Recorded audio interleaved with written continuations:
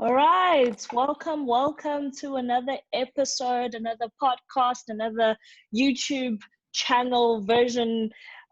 Guys, what are we even? Mental Matters episode. It's a thing. We're here. It's We're a back. thing. It's a vibe.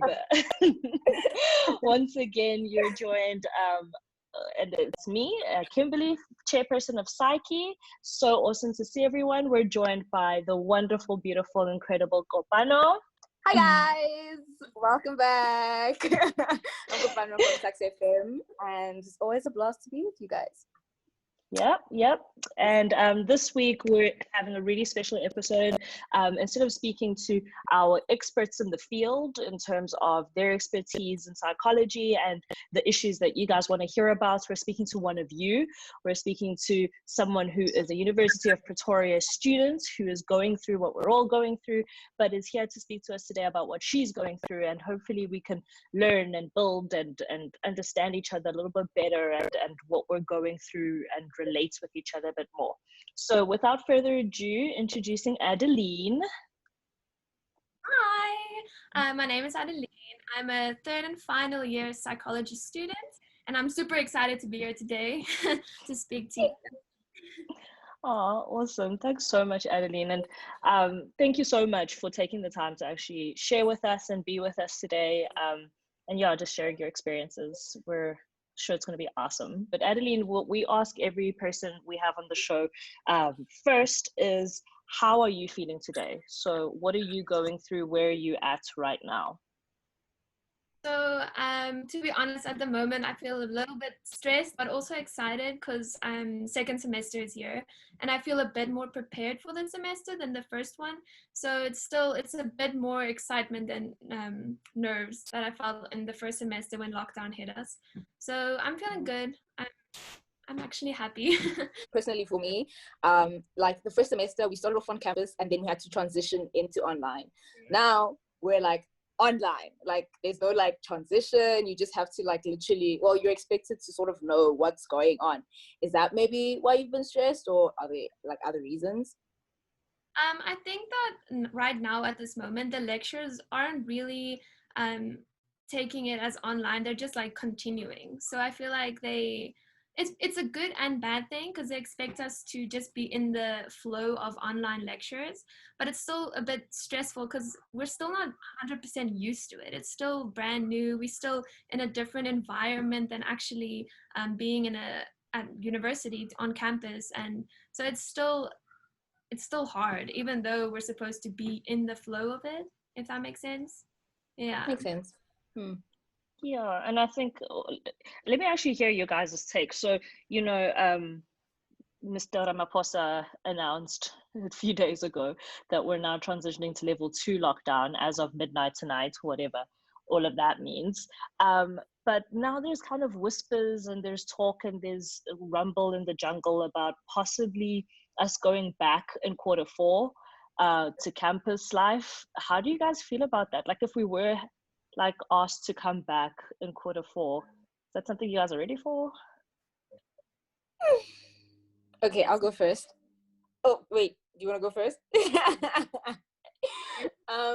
So for me, okay, so with resident students, right? So I'm a resident student. I live in House Mags, and we were sent emails saying we can apply to go back to res, right? And then obviously the email stated that because you're back at res, it doesn't mean that you're going to be allowed back on campus, which is a bit of a confusing thing, but okay, cool. And for me, I was like, actually, going back to school isn't the worst idea I could possibly think of, but I do think it's going to be very difficult to readjust. Like, I'm used to being at home where I wake up, even if, let's say I missed a lecture, I know, okay, it's recorded, I'll watch it later at my own time. And I've actually often found that if I watch lectures during the evening, like more absorbs into my mind. So I actually like watching lectures in the evening, or listening to lectures in the evening. And so now I'm going to have to come back to being a day person, and I don't think I'm ready for that. But so yeah, there have been like major moves in terms of tax raise, and now they're allowing like 66% of the students who live at rest to come back. So yeah, for me personally, yeah, I don't know. Mixed emotions. Actually, I agree with you, especially the point with the online lectures. I really enjoy watching it at my own time. So like when I'm in bed and I'm actually chilled and I can watch it, but then I can also watch it tomorrow morning. So I feel like having that opportunity to watch the lectures whenever I want to and I'm comfortable, or if I even watched it and I feel like, oh, I didn't really pay a lot of attention, I can just watch it again. So that's actually one of my favorite parts of online classes. But I don't know, going back, I feel like it's a bit stressful to go back, just as it's stressful to not go back. So it's a lot of mixed emotions at the moment, to especially being third year and applying for honors. The being so unstable makes it even more nervous because there's no stability. It's like, am I going back? Am I not? Am I gonna just finish the year? So that makes third year even more stressful for me. Yeah. Yeah, I think the idea of waking up for a lecture is just your like very foreign. I feel like it's a cruel and unusual punishment. Me. 7:30. Wow. I've gotten into this awful habit of watching my lectures while either like I'm still in my pajamas and I'm just like having a cup of tea, or while I'm stretching, or while I'm doing some sort of grooming. So like I'll be watching my lecture, but I'm just there with like my eyebrow tweezer. So I think the idea of waking up for a lecture just feels like torture right now. Yeah. But Adeline, given what we've been through, so let's talk about lockdown and how you've been experiencing it. What did you find to be the biggest hurdle in lockdown? And do you feel like you have overcome it to some extent or not? So at the beginning of lockdown, I had to make a decision because my boyfriend stays in Randburg and my parents stay in Midstream, so it's quite far away. So I had to decide whether I'm gonna spend it with him or with my parents. So in the end, I decided to spend it with him because I only expected lockdown to be 3 weeks. So I was like, it's fine, it's gonna be okay. And the 3 weeks, it became 5 weeks, and then it became a month, around like 2 months. I think it ended. I only got home at like, I think end of June or July. I can't remember now. But that was really hard for me not to be able to just get in the car and go to my family or to go back to my boyfriend. It's that split thing. So that was really emotionally hard for me. But I'm not sure if I've actually still dealt with that emotion, because even now you're still kind of restricted because you can't just go whenever you want to. So that was one of the really biggest emotion for me.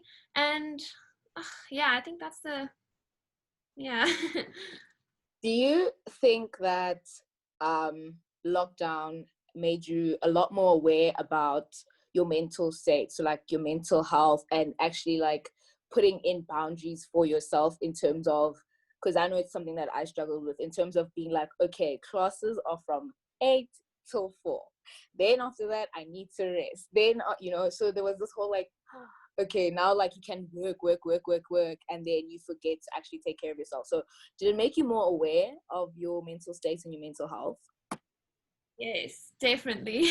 Because going to campus and having that routine, it's so easy. Like you go to class, you come back, you eat, you shower, you do a little self-care there, and then you go and study maybe again. But now it feels like the day just runs. Some days just goes by so fast. You sleep a bit later, and then you wake up, you drink coffee, and it's like the day just goes by. And I feel like actually now I couldn't distract myself from feeling emotions, because when I felt super stressed, I'm like, let's gym, or I'm feeling anxious, let me go drink a coffee, or I'm feeling distracted, let me go to the park. There's like stuff that I could have done out there, but now in lockdown I was like in one room, like in a small apartment.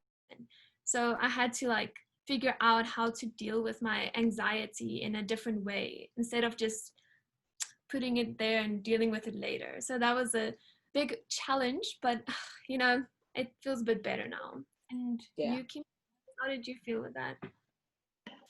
Sorry, I'm so like absorbed into what you're saying. I'm like, yeah, no, it's been quite intense in terms of like you're saying, the inability to distract yourself with what you're currently dealing with and what you're currently going through. But I think for me, the biggest thing has been this act of mindfulness that we've spoken about in a previous episode, and the self-care thing, because I think I've always been the kind of person who's very in touch with my feelings and very in tune with them, and I've tried to take care of them, but I don't think I've been very forgiving of that. So, if, for instance, I have a routine in place and I have a schedule, that schedule by the end of the week will be met, come hell or high water. Then I might take a day off after, but that schedule will still remain. And with lockdown, it's kind of been like, what schedule? So I've just Yeah. had to be very forgiving of like, if I don't get to it this week, I just clearly I survived, I'm still alive, and I'm still at university and I'm still achieving. So clearly it wasn't as do or die as I thought it might have been. So I think I've just definitely started to see a lot of things in perspective. But yeah, I think loss during lockdown has also been a huge help in terms of seeing things in perspective.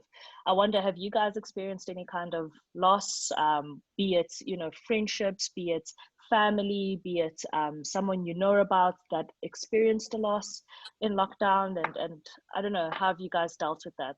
I'm just asking because that's something I'm currently dealing with. I'll go. So now I'm gonna expose myself. But anyway, so condolences, by the way. I hope you're okay, Kim.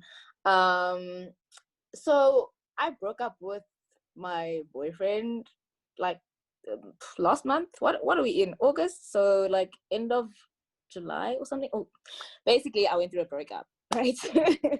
And I particularly struggled, especially at the beginning, or like right after it happened. Like I found myself not being tired all the time, but not being able to sleep, or like this overwhelming sense of like, these are my emotions and I have to like do something with them. And I found myself watching a lot of self-help videos. I have like it's three YouTubers that I always go to if I'm feeling like sad or depressed, or I don't know what I'm doing with my life. And one of them is Rowena Tai. And she basically made a video of what to do when you're feeling sad. Literally, that is the video, what to do when you're feeling sad. And the first thing she said is sit in them, talk to your emotions, understand that, okay, so be like, Opano, you are sad. Why are you sad? You're sad because you lost someone or something has happened to you that makes you really sad, and you thought, it would come out differently. And what that does is sort of prevent you from gaslighting? So like making yourself feel like, oh no, I'll be fine, or it's really not that big of a deal, because it is a big deal. I think our emotions as young people have always been suppressed. We're always, if you're a girl or a woman, you're always told, no, you're strong, you're emotional, you're inherently emotional, so you should be able to handle your emotions. And you're like, no, I don't know how to, like, and so with the same with guys. With guys, it's more of a, you're a man, emotions, that's not a thing. So I think I've like learned to sit with my emotions, to be like, okay, like I literally gave myself 3 days. I cried every single night, and now I don't cry anymore. So yeah, like I think it's just about sitting and understanding your emotions and journaling. I think for me that has been like, if I'm feeling down, if I'm feeling like I cannot handle what is going on in my mind, because the thoughts are just, then I just journal. And after that, I feel like, oh, okay, that is real. That is a feeling, and we let it go. So yeah, I've been rambling for quite some time. Adeline? You with the emotional thing, because during lockdown I felt so many emotions, and I never, like before, because I also started journaling actually now during lockdown, and it's really helped me, because there's like some days you write these paragraphs, but some days you just make a few bullet points saying, I was feeling a little bit sad, why, and then you figure it out, because otherwise you have all these emotions and you're feeling like you're overreacting or you're underreacting. And when you're journaling, it helps you to feel like, to actually discover yourself, to know like I actually get anxious when this happens, and it's okay to be anxious, but then also let's try and maybe improve the feelings, like the reactions we had the next time. So it's really nice to journal. That's what I've been doing, because I don't know, lockdown gave me just a bunch of emotions. I think, yeah, definitely. I've been finding a lot of peace in the act of like calligraphy, which is not something that if you know me at all, is just not something you would ever think. Um, but I think there's just something about, like you guys are speaking about journaling, there's something about putting pen to paper and kind of releasing that emotion and releasing that thought that I think is very consoling in a sense. But yeah, I think addressing those feelings, as you mentioned, Kobano, has been a huge part of that as well. You know, I am feeling how I'm Yeah. feeling, and it's okay to feel how I'm feeling. Yeah. But you know, Adeline, back to you. Sorry, kind of threw that in the spanners there. But thank you guys so much for sharing. Adeline, you know, talk us through then. So you spoke about how you left. You were staying with your boyfriend for a while, and then you now at home, I think. Yeah, yeah. So how is that going? You know, again, going back to maybe Kobana's previous question in terms of boundaries, but maybe in terms of family, how is that affecting you? How are your family relationships being affected by lockdown and you being there as a student? So before lockdown, I stayed in a residence. So I had that separation of student life and personal life, because when I went back to, because I stayed in Hatfield Studios, when I went back, it was like study, study, study. And when I came home, it's like relax. So now that I'm staying here, there is nothing like that. Like when I'm here, I have to figure out a schedule so that I can know when I have to study. And we're a really busy family. There's always someone running around, there's dogs. So it's been a challenge to actually tell myself to leave the, not I don't want to say the fun part, but like the family time to actually go study, to say okay, it's time to focus now and not watch TV or go eat a sandwich for the fifth time today. But to actually tell myself to study. But it's been good. I feel like the relationships, I'm surprised that it actually went better than expected. Like we, in the beginning, it was a bit hard to like found the boundaries to tell each other, okay, I can't socialize now, I have to focus. But it's actually been quite well. Like we figured out to give each other more space, because since we can't go out to actually be a bit with ourselves, and because I love to go to coffee shops, like that's my favorite thing ever. I will just go. Same.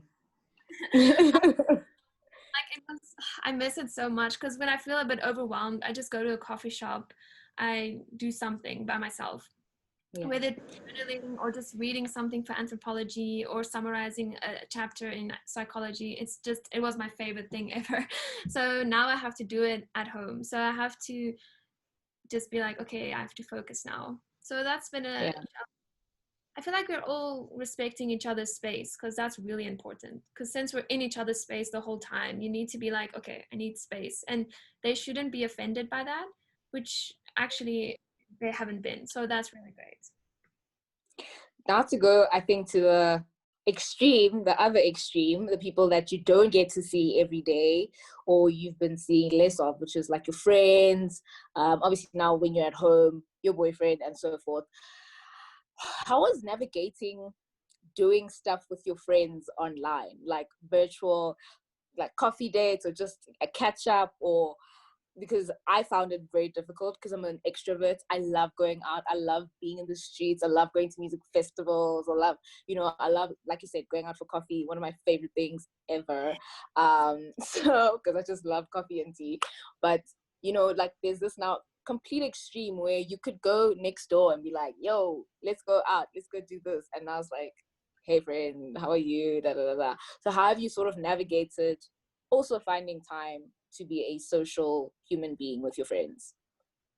So I don't know if I'm the only one, but in the beginning of lockdown, I think like the extreme lockdown, like the first 5 weeks, I felt like everyone was so social. Like the groups on, like my friends on the groups, we were chatting, sharing. I video called a lot of people. We did online gaming, like we played games, and I felt like I was like, yeah, this is cool. This is working. And I feel like in month, like when was it? I think after like 2 months, I felt like everyone just like people stopped chatting, the video calling became short.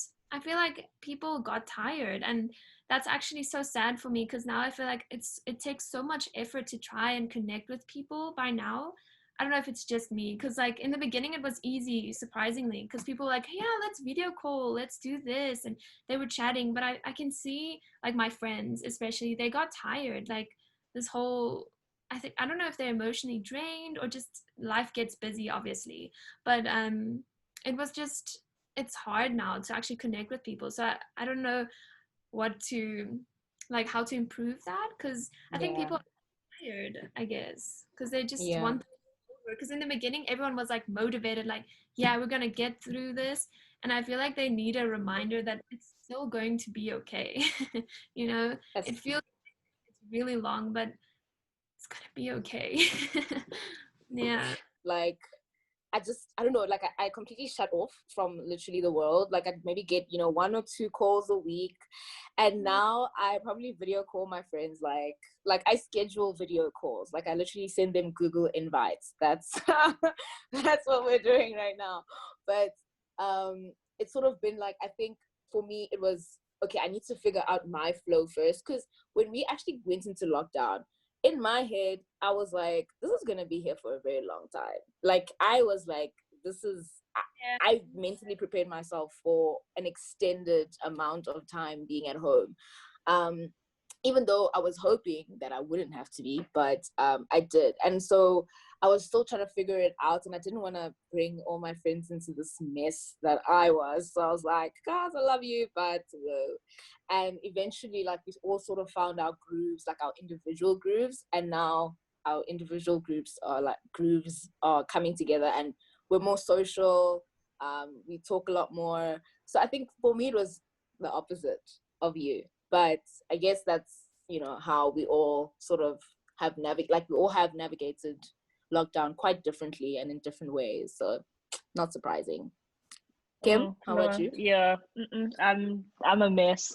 I'm, no, I'm exaggerating. No, I think being an ambivert, I tend to come in and out of being extroverted and introverted. And what lockdown meant was having to refine and recalibrate my in and outness. So in society, like pre-COVID, I wasn't on social media, but you had my cell phone number. So if you wanted to meet up with me, I was a one-on-one person. Let's do coffee. I will spend the next 2 hours catching up with you, type of thing. But I was very strategic. I only saw people on a Tuesday, Wednesday, or sometimes a Monday, but I won't see a person on a Friday. And so I had this whole rhythm to my life. Okay. Wow. No, Fridays were for me. Life. Fridays were absolutely for me, and I was quite selfish about it. And then Mondays as well were my recharge, get the week started type of thing. So I tried to avoid seeing people, but I would do meetings on a Monday. So I had this whole strategy to live my life ambivertedly. And then lockdown happened, obviously, and the introvert in me automatically secluded myself. So I was like, oh, yay. I don't need to make excuses why I can't see you. Just text me. So I was really excited, to be honest, at the beginning of lockdown. It was a great time to recharge, to also spend time with my loved ones that I hadn't seen in a long time because I was so busy. But it also brought out the bad parts of being introverted, which was kind of, the seclusion, because now you're not seeing people every day, kind of meant that I was like completely isolating myself. So at some point I had to start like giving myself a kick in the butt and being like, Kim, just message someone and ask them if they just want to video chat for the next 30 minutes, which is not something I'm used to. So yeah, I think I'm kind of in between you guys in that it's always it depends on the week, and it depends on the emotion at the time and how willing I am to broach social media, which is always an interesting battle for me. I just want to say something like what you said with like creating yourself, and just I think that was me as well. Like I found it really difficult because I get like I vibe from the like if you're happy and I get that, then I'm woo. But over a video call, it's really hard to like you can't, because Yeah. it's just hard to get the emotions out of someone else. So that was really difficult for me. So actually after like 6 weeks, I also had to tell myself to like keep checking up on people, because I started just to like watch Netflix and eat and study. So I also, a lot of friendships, they were kind of not breaking obviously, but it was just not that frequent communication. So I had to put in that extra effort, because you can't just, because what I used to do is you walk to campus, you walk into a friend and you're like, hey, and you quickly chat.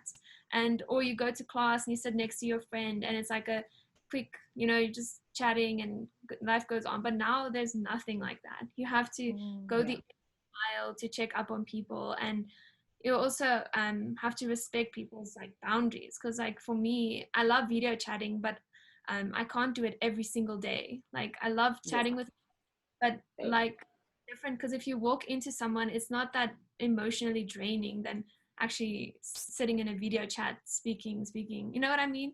It's do everything virtually than just bumping into someone, or yeah.